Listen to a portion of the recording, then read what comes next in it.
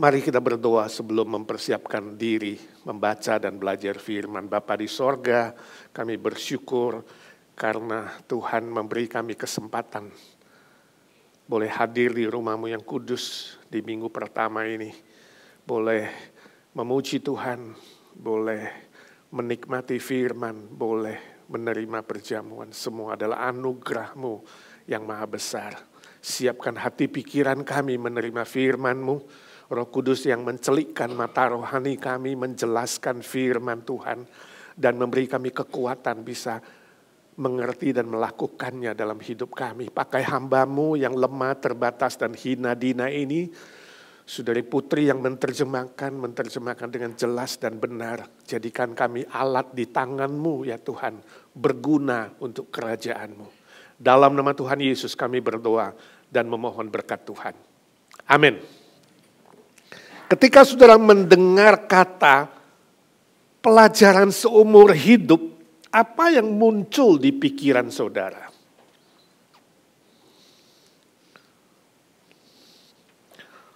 Suatu kali dalam konferensi alumni para pendeta, retreat bersama di sebuah tempat wisata, hadir kira-kira 500 sampai 600 pendeta. Panitia di acara pembukaan kemudian memberikan sebuah sayembara, meminta semua peserta memilih, ya, menurut mereka sebutkan 1 atau maksimal 2 nama, menurut mereka pribadi-pribadi itu siapa pendeta yang paling rendah hati. Lalu semua menuliskan maksimal 2 nama. Setelah panitia hitung, ternyata yang menjadi juara adalah pendeta X. Dia terpilih sebagai pendeta yang paling rendah hati. Ya, karena dia sering diam, gak banyak ngomong. Ya, walaupun dia sudah melayani, punya pengalaman yang banyak. Ya, jadi dia itu dianggap paling rendah hati. Lalu dipanggil ke depan, pendeta X menerima sebuah lencana badge pendeta yang rendah hati dari emas kira-kira 20 gram, lalu dikasih hadiah 20 juta rupiah.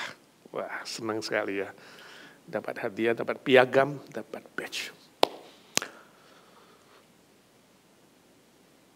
Mulai hari pertama itu pendeta memakai badge-nya, pendeta X, tiap hari. Ya, ke ruang makan, kemana, ya kan, menunjukkan badge-nya pendeta yang paling rendah hati. Ternyata panitia mengintai dengan kamera. Sampai hari terakhir, panitia mengumumkan, kasih lihat kameranya, ya kan, di pendeta yang punya badge, ketemu temannya, dipuji, wah dia bangga ya. Lalu dikasih tahu tentang kehebatannya, kerendahannya, waduh. Show off badge-nya itu ditayangkan dan panitia mengatakan, ternyata rendah hati itu tidak gampang. Setelah seseorang dapat badge, dia lupa. Ya, bagaimana sikap seorang yang rendah hati. Singkat cerita, panitia mengatakan lencananya dicabut kembali karena pendetanya ternyata belum rendah hati. Jadi sayembara akan dilanjutkan pada pertemuan alumni yang berikutnya. Juga uang cash yang diambil kembali. Susah ya? Susah nggak belajar rendah hati? Kalau hari ini saudara disebut orang yang paling rendah hati di IGNC, kira-kira kamu mau dapat hadiah nggak? Kita mau pilih nih hari ini, siapa yang paling rendah hati di IGNC. Kalau saudara terpilih dan diberi hadiah $2.000 dan badge yang 20 gram emas, the most humble, saudara berani terima nggak? Halo, berani ya? Nggak berani? Jadi saudara anggap belum rendah hati? Oke, dibalik. Bagaimana kalau hari ini ada orang berkata kepadamu, hey you ya, saya lihat kamu orang yang paling sombong deh di IGNC ini. Kamu marah gak? Marah apa oke? Ada yang ngomong sama saya, Pak, saya kemana-mana ke gereja-gereja lain udah keliling-keliling. Orang suka memuji Bapak loh. Oh iya, saya bilang. Puji apa? Katanya mereka ke IGNC, saya gak tahu banyak yang pernah kunjungi kita. Pendetanya kelihatan ramah, tapi jemaat yang sombong-sombong. Itu aja kekurangan IGNC cuma satu. Pendetanya ramah, jemaatnya sombong-sombong. Nah saudara bayangkan saya itu terima begitu mau ngomong apa coba?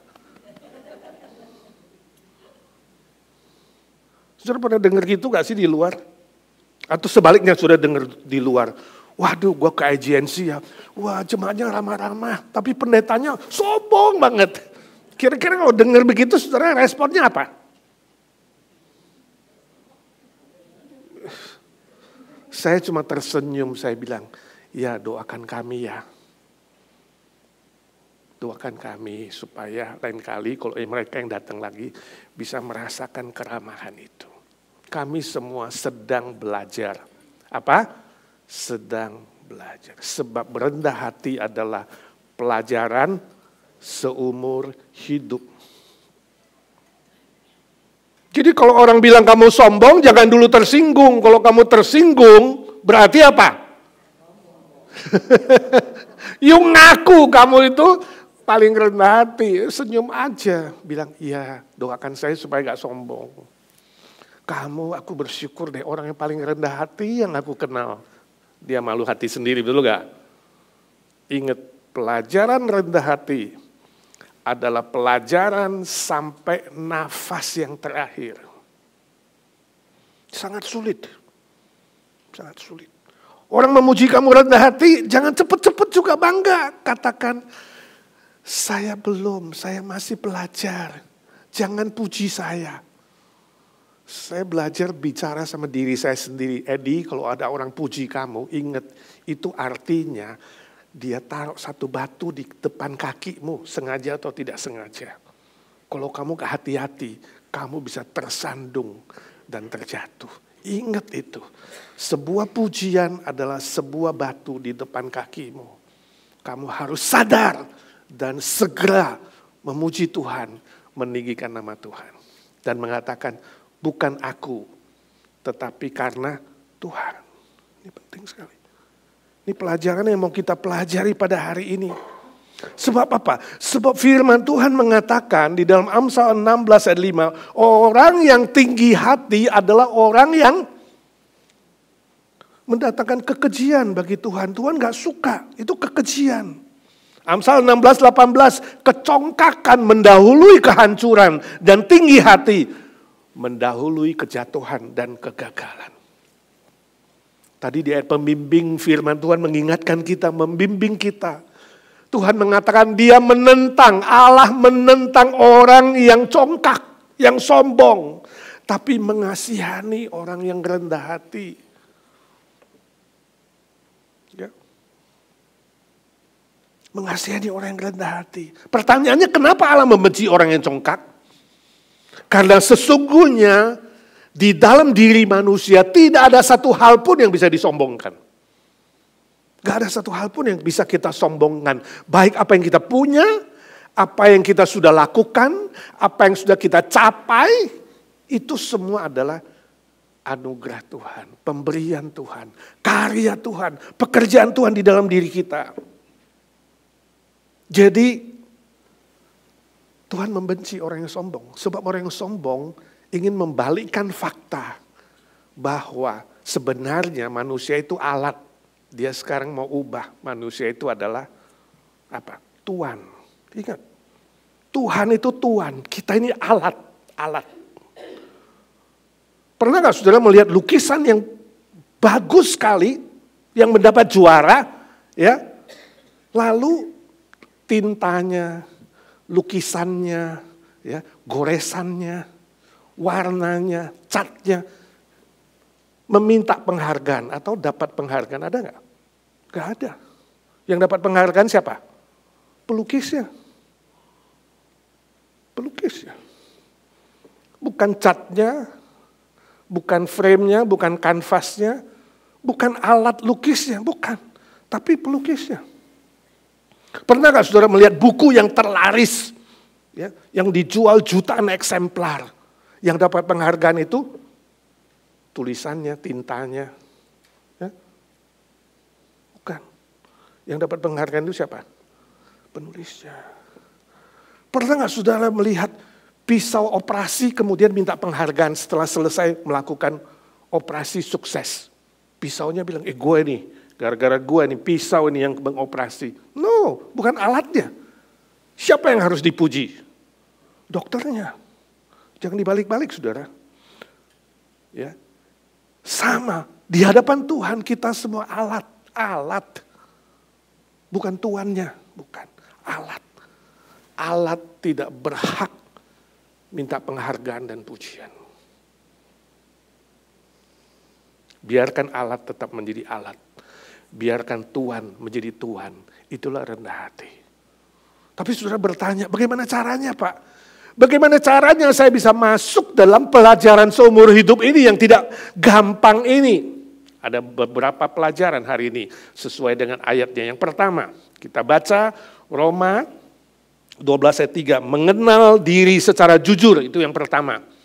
Bagaimana caranya? Pertama harus mengenal diri sendiri secara jujur. Roma 12 ayat ketiga kita membaca bersama-sama 1, 2, 3.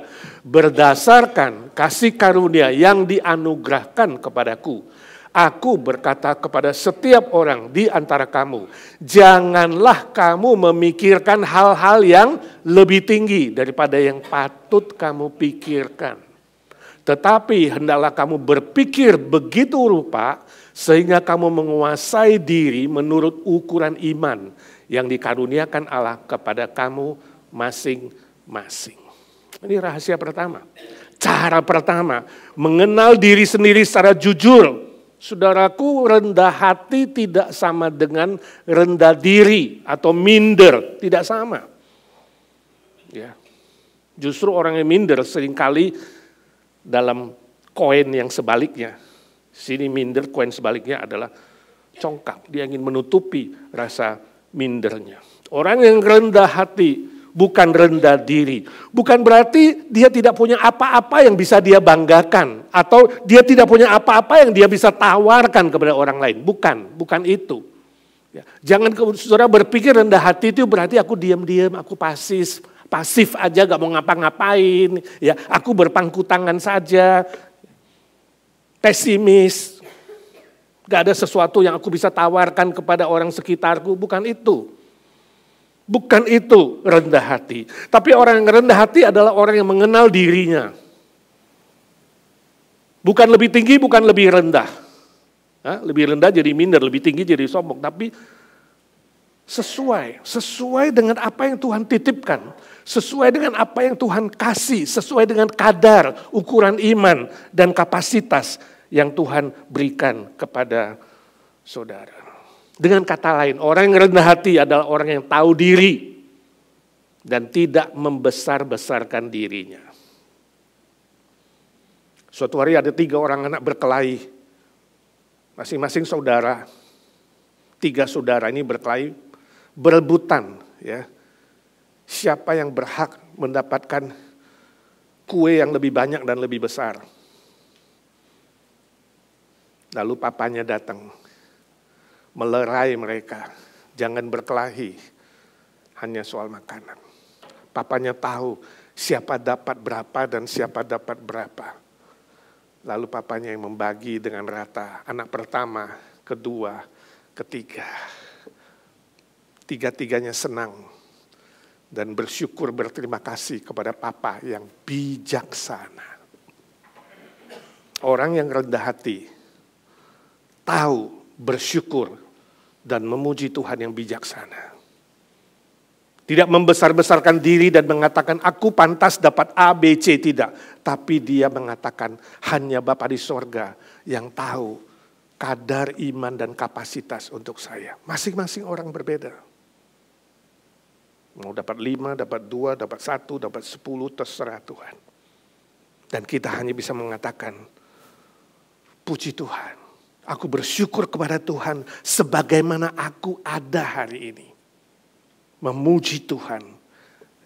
Sebab Tuhan yang pantas dipuji dan ditinggikan. Amin. Pernah gak saudara berpikir, kenapa Tuhan mau dipuji ya? Apakah Tuhan gila pujian? Apakah Tuhan gila hormat? Apakah dia kurang sempurna sehingga dia mau dipuji? Dia mau ditinggikan. Bukankah dia bilang orang yang meninggikan diri akan direndahkan? Kenapa dia minta ditinggikan? Ini Tuhan aneh deh. Pernah saudara berpikir begitu? Kenapa Tuhan perlu dipuji? Emangnya dia kurang pujian? Kita tiap minggu disuruh memuji Tuhan. Tiap hari disuruh memuji Tuhan. Jadi sebenarnya yang sombong siapa? Kadang-kadang kita bisa berpikir terbalik kan? Kenapa Tuhan membutuhkan pujian kita? Sebab untuk kebaikan kita. Bukan Tuhan gila pujian dan gila hormat. Enggak, dia sudah sempurna. Saudara dan saya gak memuji dia pun dia tetap sempurna. Ya, jadi sebenarnya yang gak tahan pujian siapa? Kita. Kalau manusia dipuji terus bisa lupa diri. Tuhan dipuji dia gak pernah lupa diri. Jadi supaya kita tidak lupa diri, kita disuruh memuji Tuhan. Waktu kamu memuji Tuhan, kamu jadi ingat, oh bukan aku, bukan jasaku, bukan hebatku, bukan pintarku, tapi ini semua karena Tuhan. Jadi sebenarnya memuji Tuhan itu untuk kebaikan siapa? Kebaikan kita. Bukan untuk kebaikan Tuhan. Saudara jangan berpikir terbalik. Seolah-olah Tuhan membutuhkan pujianmu. No. Tuhan tahu kalau manusia lupa diri itu egonya membesar. Kalau egonya membesar berarti apa? Kepalanya membesar tapi otaknya mengecil. Makanya orang sering bilang, lu jangan dipuji-puji lo, dia nanti dia besar kepala. Ada betulnya. Kalau dipuji terus kepalanya gede tapi otaknya kecil. Kalau otaknya kecil kenapa? Lupa dia. Dia kira oh ini jasa gue, ini hebat gue, ini gue egonya gede. Nah, kalau kepala membesar terus apa yang terjadi? Helmnya gak masuk. Ego kita bisa membesar dan itu bahaya. Supaya gak besarkan ego, kita perlu besarkan Tuhan.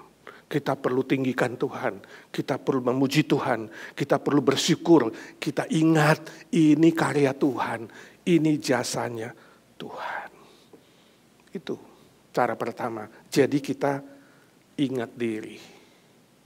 Ya, dan kita mengakui keterbatasan diri di hadapan Tuhan. Cara yang kedua, jangan terlalu serius kalau sukses. Ulangan 18, 13, 14. Jangan terlalu serius kalau saudara sukses. 1, 2, 3. Haruslah engkau hidup dengan tidak bercela di hadapan Tuhan Allahmu. Kok berbeda? Ulangan 18, 13, 14. Saya baca. Dan apabila lembu sapimu dan kambing dombamu bertambah banyak, dan emas serta perakmu bertambah banyak, dan segala yang ada padamu bertambah banyak. Ini sukses nih. Jangan engkau tinggi hati, sehingga engkau melupakan Tuhan Allahmu, yang membawa engkau keluar dari tanah Mesir, dari rumah perbudakan. Ini hukum yang disebutkan ulangi oleh Musa kepada umat Israel. Kalau kamu sudah tambah kaya, lembumu, sapimu, ya, emasmu, perakmu. Dalam bahasa hari ini kalau kamu udah tambah duitmu, tambah stokmu, tambah rumahmu, tambah mobilmu, tambah gelarmu, tambah jabatanmu, tambah kuasamu, sudah tambah banyak. Jangan kamu tinggi hati. Jadi kalau sukses, jangan terlalu serius. Biasa saja.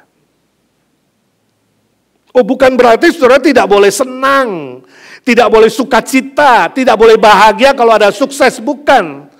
Tapi jangan terlalu serius hingga menjadi lupa diri dan lupa Tuhan, itu maksudnya.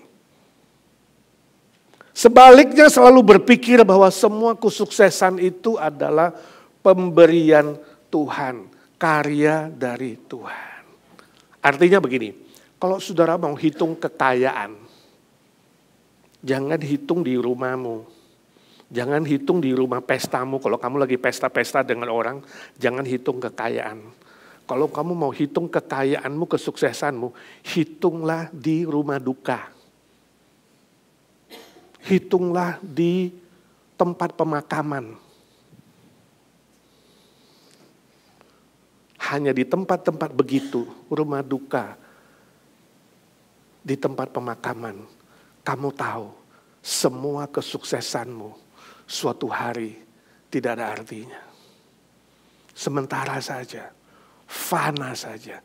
Hitunglah kekayaanmu di rumah duka. 1, 2, 3. Hitunglah kekayaanmu di rumah duka, bukan rumah pesta. Karena di rumah pesta, manusia bisa lupa diri. Di rumah duka, manusia mulai ingat, aku ini hanya debu Tuhan. Aku ini hanya tanah Tuhan. Sebab sebentar lagi dari tanah kembali ke tanah.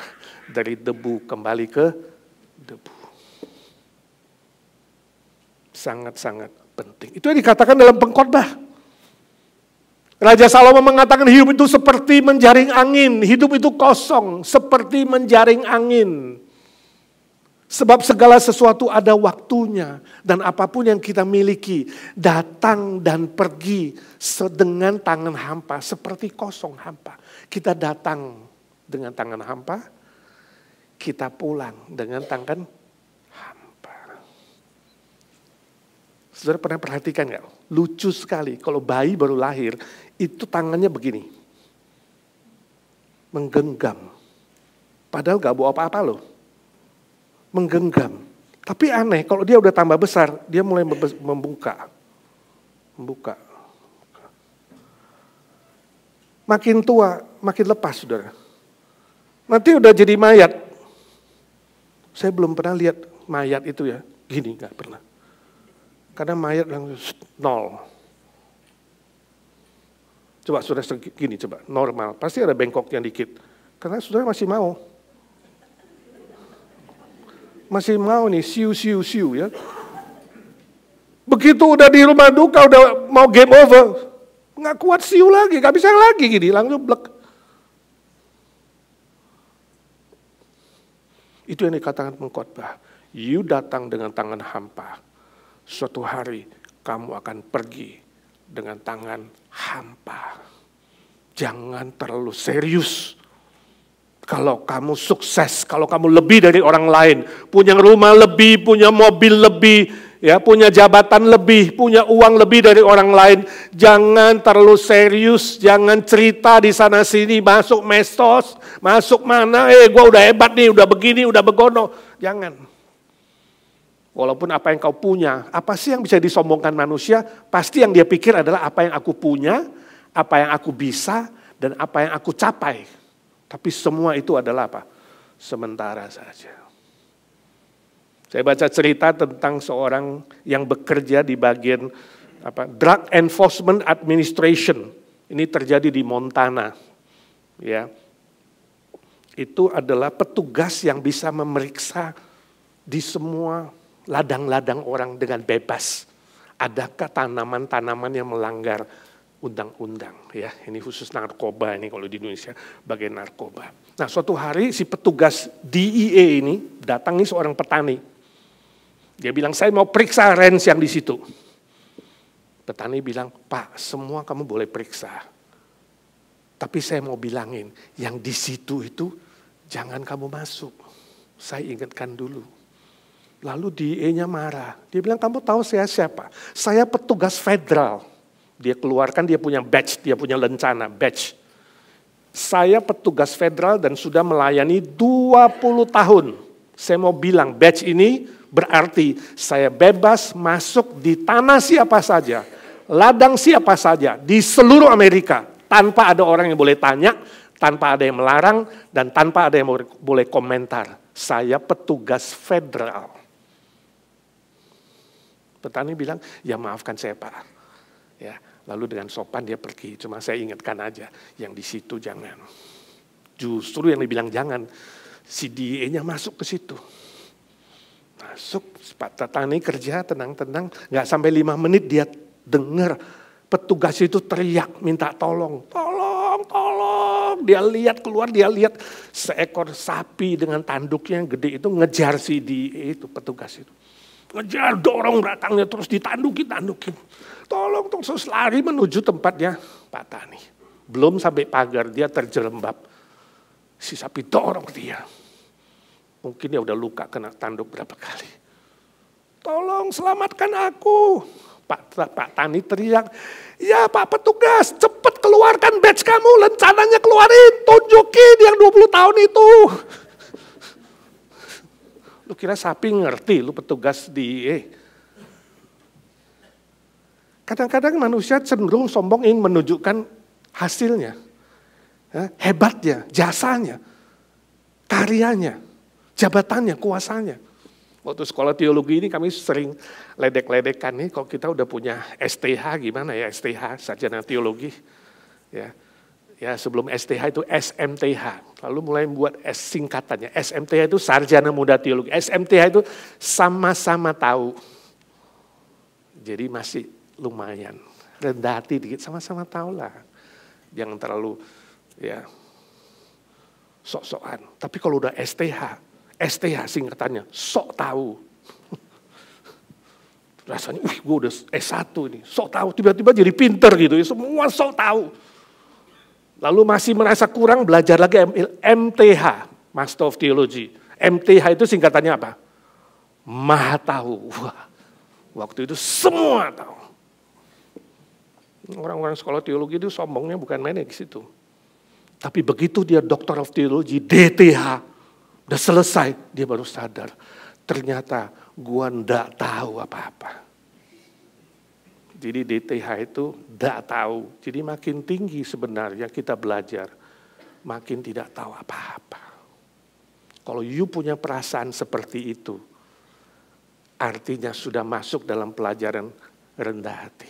Tuhan, sebenarnya aku makin belajar tentang-Mu, aku makin ndak tahu Tuhan. Kamu terlalu hebat Tuhan. Firman-Mu terlalu hebat Tuhan. Aku gak tahu apa-apa. Ya, penting sekali. Ketiga, menghargai kepentingan orang lain. Ini cara ketiga belajar rendah hati. Filipi 2 ayat 3. Menghargai kepentingan orang lain. Dengan tidak mencari kepentingan sendiri atau pujian-pujian yang sia-sia, sebaliknya hendaklah dengan rendah hati yang seorang menganggap yang lain lebih utama daripada dirinya sendiri. Wah, ini gak gampang. Menganggap orang lain lebih penting dari diri sendiri. Nah, ini menghargai kepentingan orang lain. Ya. Orang yang rendah hati menganggap diri orang lain lebih penting dari dirinya sendiri. Wah, ini pelajaran apa ini? Sulit ini di zaman ini. Biasanya kita anggap kita lebih penting, betul gak?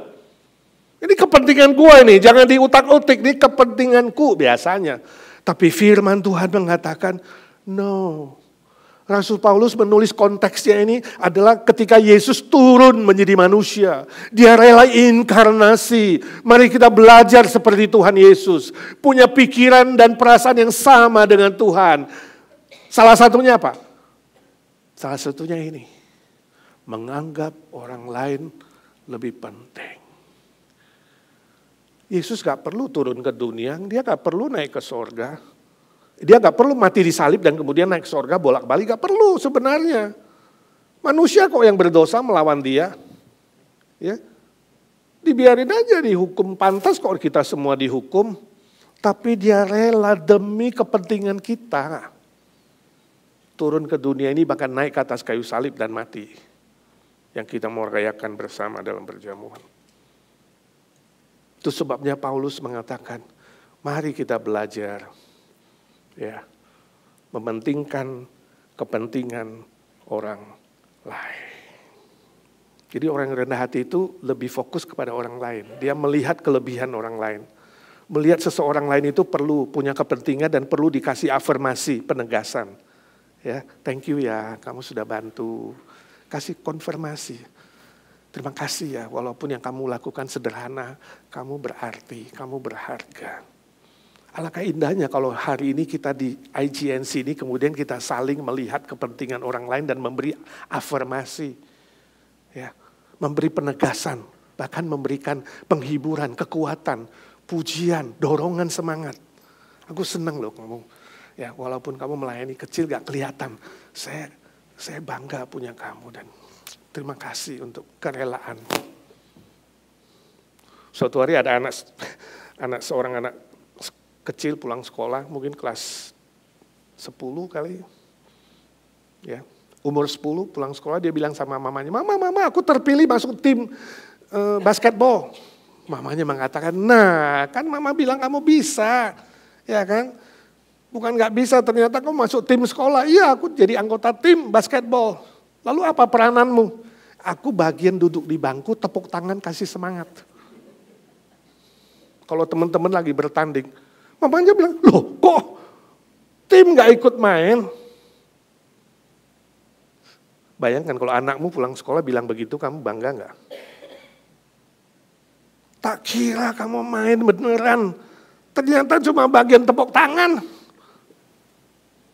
Tapi bisa gak kamu bayangkan kalau main yang tanding basket itu gak ada yang nonton, gak ada yang tepuk tangan. Itu apa yang terjadi?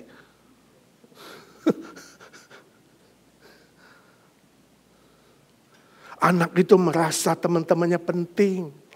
Penting untuk didatengin, ditontonin, ditepokin, dikasih semangat. Dia pun bagian dari tim. Gak gampang, tapi dia bisa melihat kepentingan keseluruhan, kepentingan orang lain. Kira-kira kalau kamu dalam posisimu hanya dapat posisi tepuk tangan saja, kira-kira kamu mau gak sih? Atau dalam pelayanan ini kamu dapat bagian yang kotor, mau gak sih? Gak gampang ya. Kalau kita lihat perjalanan IGNC itu, pelayanan yang paling tidak disukai itu adalah cuci piring, saudara. Betul gak? Siapa yang tiba-tiba mengatakan, "Pak, mulai minggu depan, setiap minggu saya mau cuci piring." Waduh, senangnya bukan main. "Pak, mulai minggu depan, setiap minggu saya bagian yang kotor-kotor. Datang paling awal, pulang paling terakhir." Aduh, indahnya sebagai anjing penjaga domba ini kalau mendengar itu, betul gak? Gak gampang. Seringkali kita mau posisi yang lebih wah. Ya. Yang I don't know, mungkin bisa menonjolkan diri sedikit. Keren-keren di depan, saya lihat ini di depan ini udah menikah. Kalau yang single mungkin dia pikir, supaya saya bisa dilihat. Maafkan ya yang single. Saya gak tahu ada pikirin begitu gak? Mau gak dikasih bagian yang tidak enak? Yang tidak dilihat orang tapi dilihat Tuhan. Yang jarang dipuji, yang jarang dikasih afirmasi. Malah sebaliknya dikritik. Ini siapa yang cuci ini kotor amat. Cuma bisa bilang kotor amat. Dia gak bilang, ya mungkin dia udah lelah. Biarin gue yang cuci lagi. Ketika kamu dapat posisi yang tidak enak. Pelayanan yang kotor. Pelayanan yang tidak dipuji, tidak diperhatikan. Malah kadang dikritik, permisi tanya. Kamu bertahan gak? Kalau kamu mengatakan, "Pak, aku siap dan aku akan bertahan." Berarti kamu sudah masuk dalam pelajaran seumur hidup itu. Rendah hati. Yang keempat, yang terakhir, ingat salib Kristus dan bermegah atasnya. Galatia 6:14. 1, 2, 3. Tetapi aku sekali-kali tidak mau bermegah selain dalam salib Tuhan kita, Yesus Kristus. Sebab olehnya dunia telah disalibkan bagiku dan aku bagi dunia. Ini perkataan Rasul Paulus. Ketika dia mengingat kembali bagaimana sejarah hidupnya. Ya, sebenarnya kalau menoleh ke belakang, Rasul Paulus punya banyak hal yang bisa dia banggakan. Baik itu statusnya, baik itu posisinya, baik itu apa yang dipunyainya. Paulus punya segala sesuatu untuk dibanggakan. Kelahirannya, keyahudiannya, kesukuannya, pendidikannya dari guru yang terbesar pada zaman itu. Dia punya segala sesuatu untuk disombongkan, untuk dibanggakan. Kadang-kadang orang bangga memang dia punya. Tapi juga ada orang aneh yang membanggakan sesuatu sebenarnya dia gak punya gitu. Nah itu yang lebih parah. Paulus punya untuk dibanggakan, punya untuk disombongkan. Tapi dia katakan, aku tidak. Aku anggap itu sampah. Aku sekali-kali tidak mau bermegah dalam hal apapun kecuali dalam salib Kristus.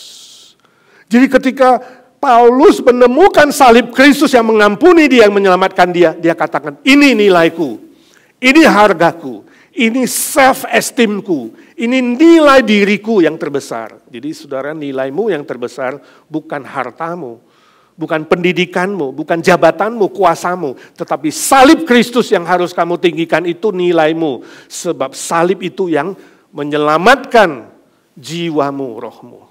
Sebab tubuh ini dan apapun yang kau punya sementara akan dicopot, nanti dicopot. Yang akan bertahan adalah rohmu.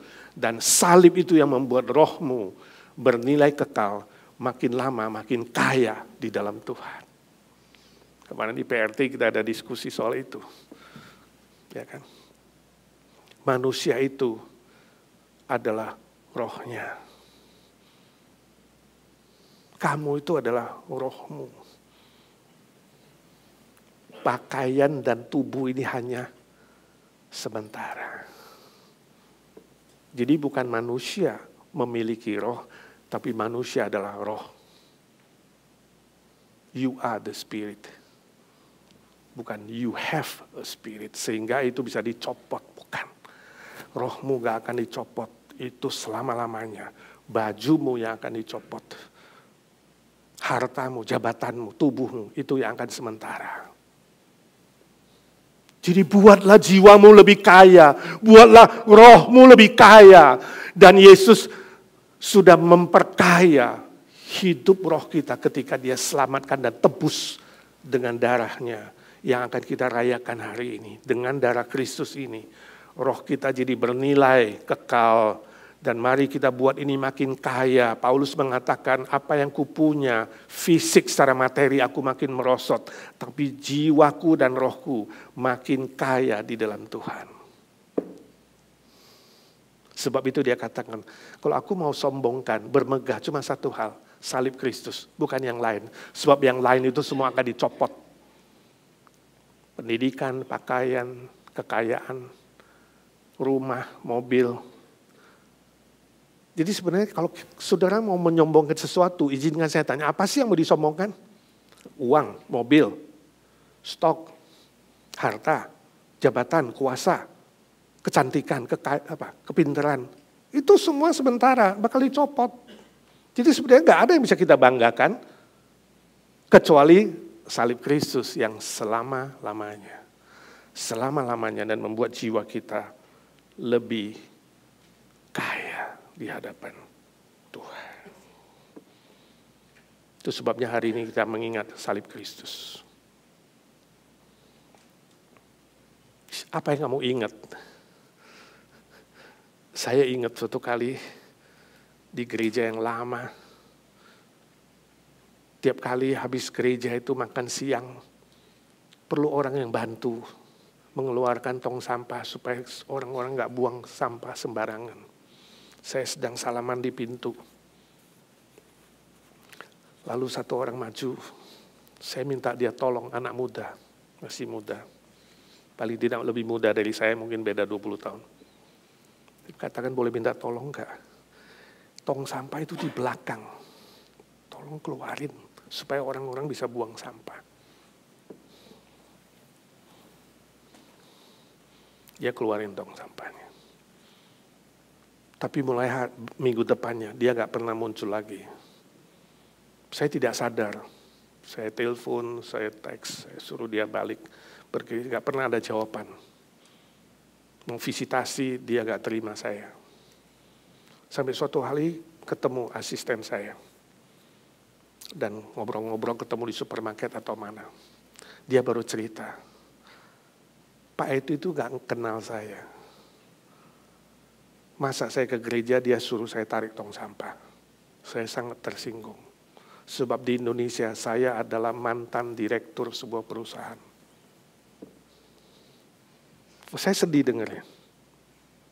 Ya.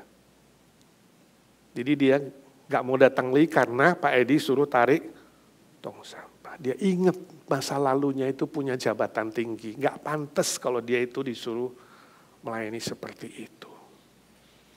Saya gak tahu kalau dia dengar YouTube ini, khotbah ini, saya minta maaf. Saya sungguh tidak tahu dia itu adalah mantan direktur sebuah perusahaan. Saya minta maaf telah menyinggung perasaan saudara itu. Tapi saudara yang duduk hari ini di sini sebagai keluarga IGNC, saya mau bilang, saya hanyalah anjing penjaga domba Tuhan di IGNC.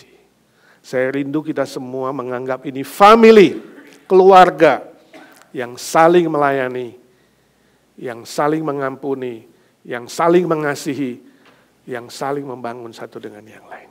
Amin. Jangan cepat tersinggung kalau saudara lupa dipuji, kalau saudara disuruh melakukan sesuatu yang nampaknya rendah. Karena saudara ingat masa lampau saudara.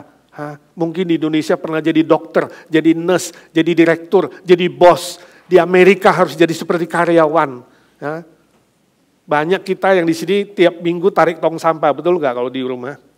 Karena nggak punya pembantu mahal di sini, di Indonesia ada pembantu, semuanya beres. Tapi mari, ini pelajaran rendah hati. Sama-sama kita belajar dalam satu keluarga rohani yang Tuhan tempatkan kita di tempat ini. Lupakan keberhasilan masa lalumu, kejayaanmu, kemegahanmu, gengsimu. Ingat salib Kristus. Kalau mau ingat, cukup ingat salib Kristus. Karena salib Kristus terlalu mulia. Jangan pernah lupa Getsemani. Jangan pernah lupa salib Kristus. Itu sebabnya kita datang di hadapan Tuhan dengan terbuka. Mempersiapkan hati kita, katakan Tuhan aku tidak layak, aku tidak pantas. Aku harusnya dihukum, tapi salibmu menyelamatkan aku. Salibmu kini kemegahanku, salibmu nilai terbesarku, salibmu adalah harga diriku. Itu yang aku mau banggakan dan aku mau ceritakan kepada dunia, biar dunia tahu saya seperti sampah ini telah Tuhan selamatkan dengan salib Tuhan. Amin. Mari kita berdoa. Ya Tuhan, suara hamba-Mu sudah berhenti. Biarlah suara Roh Kudus bekerja. Suara Roh Kudus berbisik-bisik di hati kami, boleh masuk dalam pelajaran seumur hidup ini. Ajar kami makin punya, makin rendah hati. Makin bisa, makin rendah hati. Makin berhasil, makin rendah hati. Makin melayani, makin rendah hati. Makin banyak yang Tuhan limpahkan kepada kami. Kami makin sadar diri, tidak lupa diri. Senantiasa bersyukur, senantiasa mementingkan orang lain. Senantiasa fokus kepada Tuhan. Senantiasa memuji Tuhan, beribadah kepada Tuhan, setia kepada Tuhan. Apapun yang terjadi. Terima kasih Tuhan, kami masuk ke dalam perjamuan kudus hari ini. Ingatkan kami Getsemani, ingatkan kami salib-Mu yang mulia. Ingatkan kami Tuhan, untuk jasa-Mu, karya-Mu, keselamatan, anugerah yang Tuhan limpahkan.